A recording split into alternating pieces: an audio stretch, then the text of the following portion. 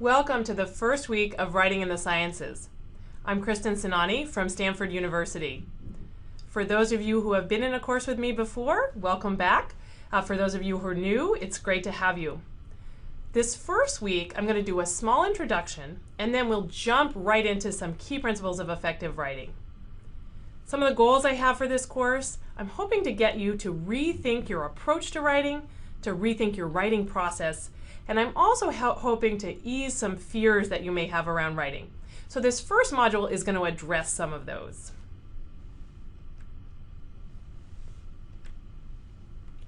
In my course at Stanford, I always like to start by asking the question, what makes good writing? And feel free to discuss this on the discussion forum later. But for now, I'm going to tell you what I think makes good writing. First and foremost, what makes good writing is that good writing needs to communicate an idea clearly and effectively. This is even more important in scientific writing because the whole point of scientific writing is to get your results across to other scientists, to policymakers, and sometimes even to the lay public. It's all about getting your idea across clearly and effectively. Then there's this other element of good writing. And this is really what everybody associates with good writing. Good writing is beautiful, it's elegant and stylish. And I think what happens when a lot of people sit down to write is that they're worried about this second element. They're worried about sounding a certain way, about sounding smart or sounding elegant. And they spend so much time focusing on this part that they forget about just trying to get their ideas across clearly and effectively. And this leads to all sorts of problems in the writing. So what I want you to do in this class is to keep your focus on one, communicating your idea clearly and effectively. I want you to worry less about that elegant and stylish part. Clear writing just takes having something to say and clear thinking. As scientists, all of us have something to say. We also have clear thinking, so this part really shouldn't be intimidating. What's more intimidating is this elegant and stylish part. People get really afraid that, oh, am I going to sound the right way? But in fact, this elegant and stylish part doesn't happen on a first draft. Elegant and stylish writing happens in revision, even for professional writers. A lot of professional writing that you see when you read a magazine or a novel, that's been through good editing. It didn't sound like that on the first draft. It's been polished up sometimes by multiple editors. So I don't want you to even worry about elegant and stylish when you're writing your first draft. Just worry about getting that idea across in a clear and logical and efficient way. I also like to ask my students the question, what is it that makes a good writer? I'm going to tell you a few of the things that I think people associate with good writers. A lot of people, for example, think that in order to be a good writer, you've got to have some sort of inborn talent. And a lot of scientists feel that they weren't born with the writing gene. They were born with the math gene or the science gene, so they don't feel like they have that inborn talent. Or you might think that it takes years of English and humanities classes to become a good writer. And again, a lot of scientists don't have that. Or maybe you think it takes some kind of artistic nature. Or many people think it takes the influence of alcohol and drugs, or maybe some kind of divine inspiration, some kind of muse. All of these things get associated with good writers. A lot of people think you need these to be a good writer, but in fact, I don't think you need any of these. What I think it takes to be a good writer is that one, as I said before, you need to have something to say. You need to have something that you're passionate about, that you want to communicate. And that sounds a little bit trivial, but I can't tell you how many times I've had a student sitting in my office, I'm doing editing with them, and I'll say, I was confused by what you meant in this paragraph. What is it you were trying to say? And they kind of look at me and go, well, I'm not really sure what I was trying to say in that paragraph. They don't know, and that's why it's a confusing paragraph, because they weren't actually sure what they were trying to say. So figure out first what it is that you're trying to say. Then, of course, you need logical and clear thinking. You have to be able to present your arguments in a logical way, particularly in scientific writing. But again, I think most scientists feel very comfortable that they have both of these. They have something to say and they have logical thinking. What you might not have yet is that you may not know a few simple, learnable rules of style. And these are the tools that I can teach you in this class. Surprisingly, you may not have ever been taught these before. In fact, in some cases, you may have been taught the opposite. These are fairly simple rules that I can teach you. They're easy to learn, and once you've learned them, it'll be a lot easier for you to write in a clear, effective, and efficient way. So one of the take-home messages I have for this course is that good writing can be learned. Good writing is a skill. You don't have to be born with it. You can learn it. And as with any skill, you'll learn it through practice. And we're going to practice a lot in this course. Besides taking this course, there's a few other things you can do to improve your writing. First of all, you can read a lot. Reading is a really good way to learn to be a better writer. And read sources of professional good writing like magazines and novels, nonfiction books, not necessarily the scientific literature.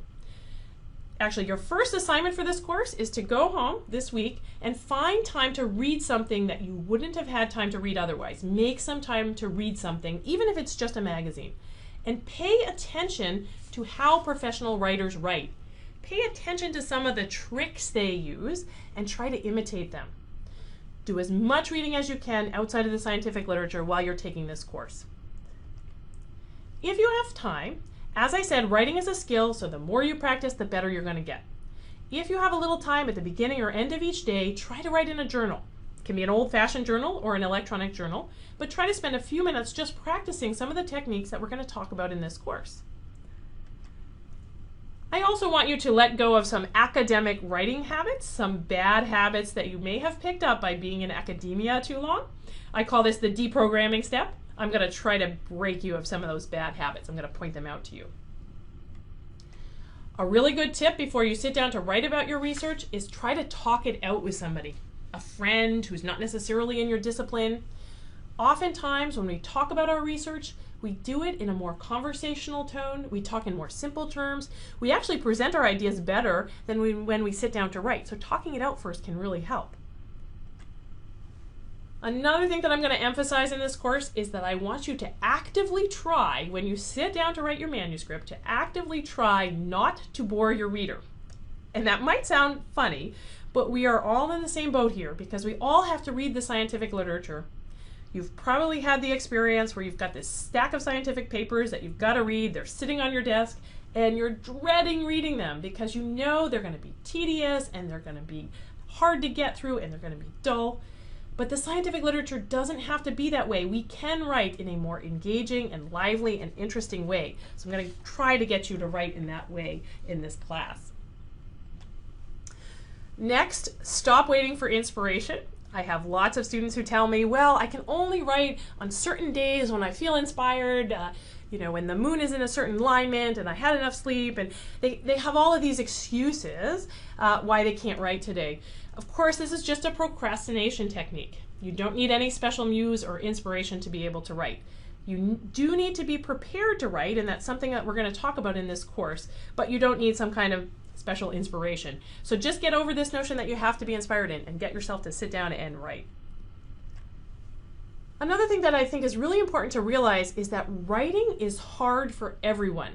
You should realize that even for professional writers who do this every day, there's just something inherently difficult about the task of writing. So if you find writing hard, you're in the same boat as everybody else. Writing is hard for everyone, even professional writers. And I think that just knowing that can help to reduce some of the anxiety that you may have around writing.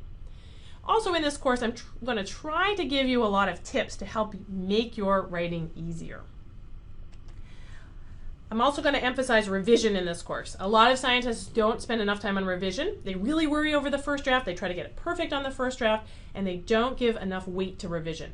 So I'm going to try to get you to flip that and to go through the first draft quickly. Just get it down on paper, and then put your emphasis on revision. The elegance part, that happens on revision, not on the first draft. So just barrel through that first draft and then spend time revising. Another thing I'm going to teach you in this course is how to cut ruthlessly. It's hard to cut your own words, but you have to learn how to not become too attached to your own words. You have to learn how to be a ruthless editor. I'm going to do a lot of ruthless editing and examples in this course. If you send me something to edit, I warn you, I am a ruthless editor. And sometimes people will send me something like an abstract where they say, oh, it's 250 words, it needs to be less than 200. Can you help me? And I, of course, take that as a challenge, and I'll send it back to them with 150 words. So learn how to cut. We're going to talk all about this week about how to cut clutter from your work. If you can, find a good editor, somebody who can edit your work. A spouse, a friend, a significant other, if they're willing, can all be good editors. Preferably somebody outside of your discipline who can look at your work and give some feedback. Tell you whether it's written at a level that they can understand. Tell you where it's confusing, if it's boring. We're going to do peer editing in this course, so you'll have an opportunity to find some good editors, hopefully, in this course. You might find somebody in this course who you work well with, and you could continue editing each other's work even after the course ends. Finally, the last thing I'm going to emphasize in this course is that I want you to start taking some risks in your writing. Scientific, academic writing can feel very confining. You're kind of forced into this little box. You're told there are all these rules that you don't dare break. It really boxes you in. It doesn't let you find your own voice as a writer.